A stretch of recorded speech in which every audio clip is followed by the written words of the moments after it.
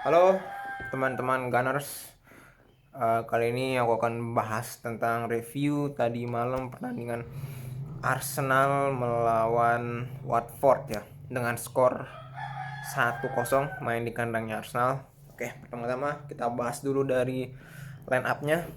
Line up-nya seperti pertandingan kemarin, hanya saja kali ini Partey ternyata cedera dan digantikan oleh AMN. Dan sedikit tentang AMN nanti dibahas. Itu kita mulai bahas dari babak pertama. Di babak pertama Arsenal seperti 3 sampai 4 laga sebelumnya ya, bermain high press, benar-benar langsung ngegas di awal, bermain high press sampai-sampai menyulitkan, sering kali menyulitkan pertahanannya Watford. Dan dari pergerakannya si Lokonga atau Tavares gitu di sisi kiri, dan akhirnya diteruskan oleh AMN, lahirlah gol Saka di menit ke-7 masalah, tapi sayangnya itu dianulir offset ya, sayang sekali. Tapi kurang lebih bisa dibilang ini adalah salah satu progres yang saya suka dari Arteta di musim ini, yakni sejak kalah dari City ya, sejak jeda internasional habis kalah dari City. Itu benar-benar Arsenal tuh mainnya tuh lebih rapi banget di babak pertama dan langsung ngegas ya. Itu pola yang saya harap bisa konsisten di Arteta, karena 3-4 laga terakhir Arsenal selalu bisa menggolkan di babak pertama. Oke, masuk ke pertengahan babak pertama di atas menit ke-25-an. Seperti biasa Arsenal terus menerus menyerang dan bermain high pressing. Dan sayangnya masih ya gitulah, masih kesulitannya Arsenal di musim ini yakni bagus dalam membangun serangan, tapi ketika dia udah di sepertiga akhir itu masih kesulitan strikernya yakni Auba ya, buat menyulitkan, mungkin menyulitkan pertahanan lawan, sehingga kadang yang lebih menyulitkan tuh wingernya, kalau enggak IMF-nya, dalam hal ini si Laka ya. Dan akhirnya di menit 40-an ke atas kalau nggak salah barulah lahir penalti buat Auba, buat penalti buat Arsenal dan dieksekusi Auba. Tapi sayangnya hari ini tuh kipernya Newcastle lagi, kipernya Watford yang berumur 38 tersebut lagi benar-benar on fire banget sih ya, bisa menepis anunya Auba. Dan akhirnya kan beberapa menit kemudian Arsenal lagi dapat corner kick atau free kick itu, yang intinya Gabriel hampir aja menggolkan dari tapi lagi-lagi si Foster ini kipernya Watford ini lagi-lagi benar-benar on fire, dan itu mengatur dia jempol ya si kipernya ini. Oke, dan langsung masuk ke babak kedua.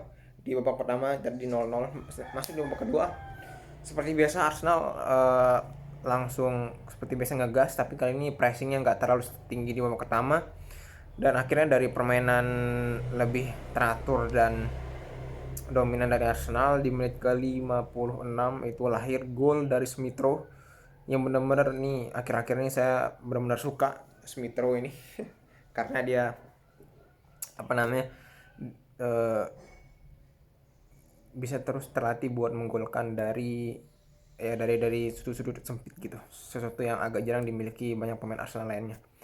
Dan akhirnya sejak menit ke-60 itu benar-benar Watford lebih keluar, lebih menyerang, yang saya tanyakan kenapa nggak dari awal gitu kan dia nyerang. Dan akhirnya saling serang. Akhirnya di menit ke-75 Laka digantikan Smith Rowe. Dari sini permainan Arsenal mulai lebih variatif, khususnya dalam hal serangan balik ya, karena lewat long pass akurat dari Odegaard ketika serangan balik itu sangat berbahaya sekali, walau lagi-lagi masih sulit dieksekusi untuk jadi sebuah gol oleh pemain Arsenal.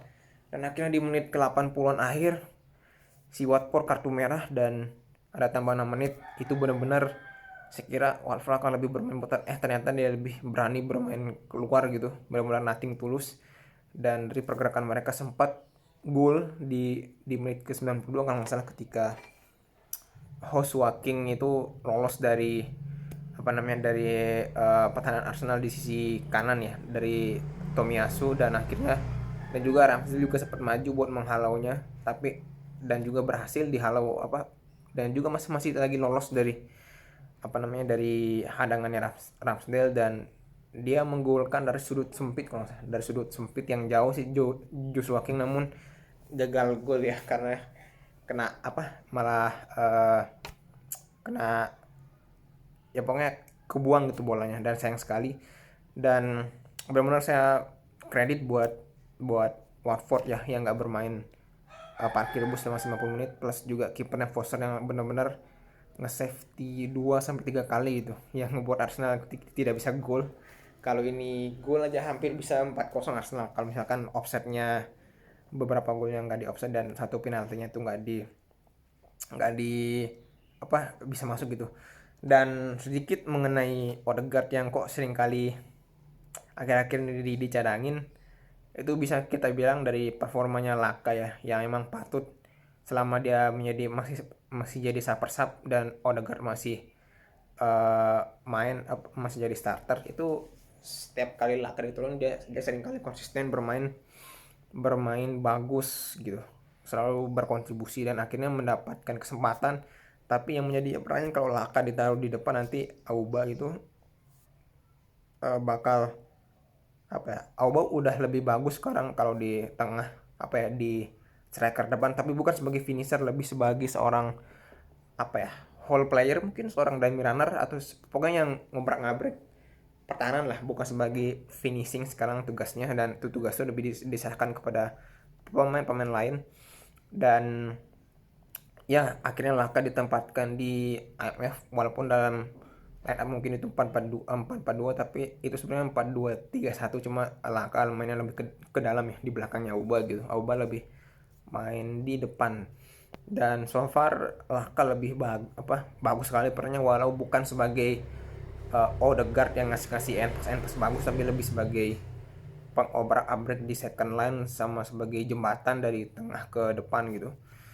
Itu Laka bagus sekali mainnya. Cuman akhir-akhir ini udah ketika Odegaard ketika dimasukkan pun satu dua laga terakhir makin bagus lagi mainnya, karena dia pengen menunjukkan kalau saya ini bisa bersaing dengan Laka gitu. Dan akhirnya Odegaard tempo permainannya akhir-akhir ini lebih cepat ya, nggak terlalu lama mendelay bola, kecuali kalau lawannya parkir bus gitu, bahwa dia mungkin agak agak lama mendelay bola buat nyari ruang gitu.